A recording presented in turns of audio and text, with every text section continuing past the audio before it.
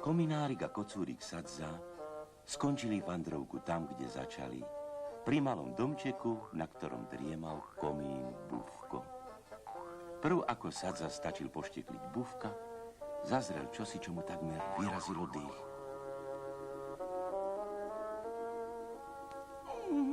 Kominárik, oči mám v komíne. Čo oči? Celý si tu. Ja nie som kocúr. Ja som slečna. Predstavovala sa mačička. Slečná Smolka, pohotovo jej napovedal kominárik.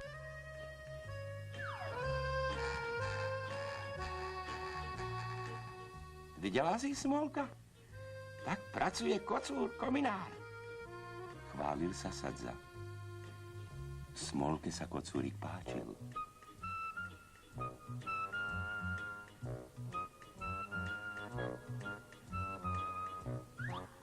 Náhlas to však nepovedala, len sa zasmiala a vyprskla. Dovidenia, kocúr, chvastoš.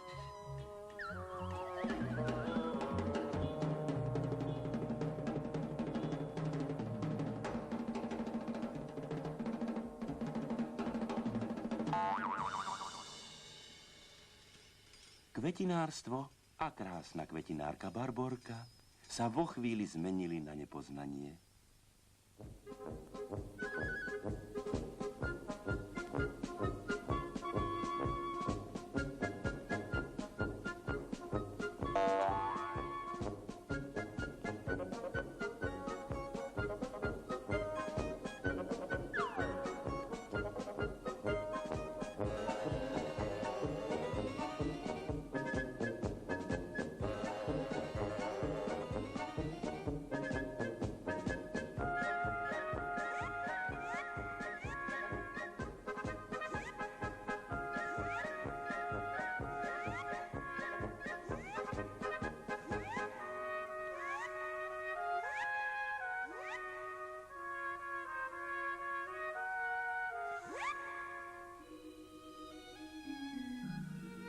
Keď dal kominárik v kvetinárstve všetko do poriadku, ponáhľal sa povymetať všetky mestské komíny, tak ako sľúbil pri odchode na vandrovku.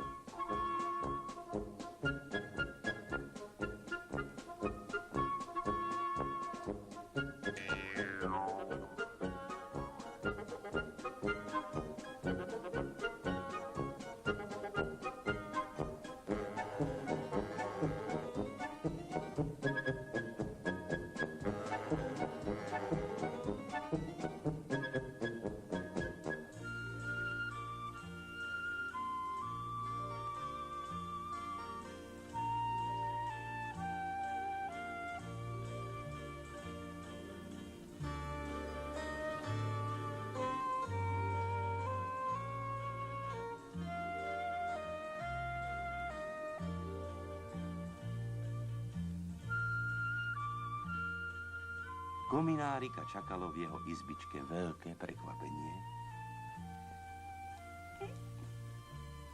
Prišli sme ťa, kominárik, poprosiť, aby si nám išiel za svedka, povedal Sadza.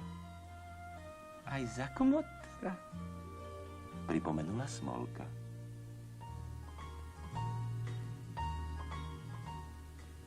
Ale a ja sa chcem ženiť.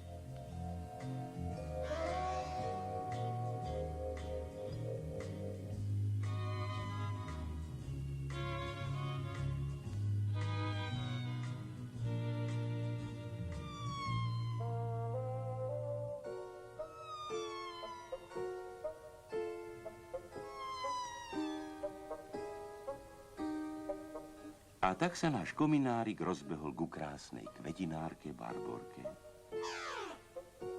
Už dávno sa jej kominárik páčil a ledva čakala, kedy sa skončí jeho vandrovka dlhá od Juraja do Václava, aby ho mohla znovu uvidieť.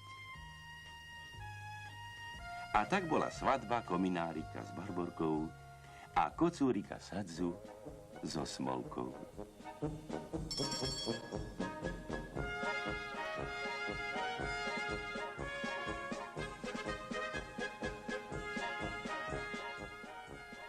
Taká veselá loď nikdy predtým po Dunaji neplávala. Slávna dychovka vyhrávala a bratislavské komíny dymili, ako keby sa v každom dome oslavovalo.